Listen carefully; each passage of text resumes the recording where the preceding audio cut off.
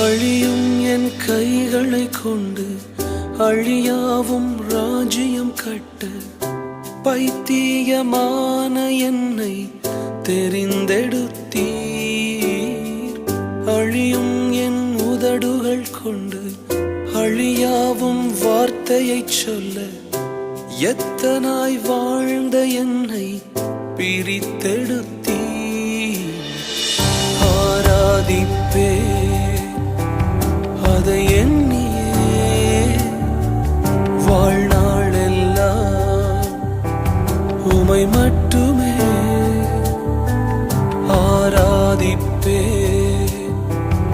அதை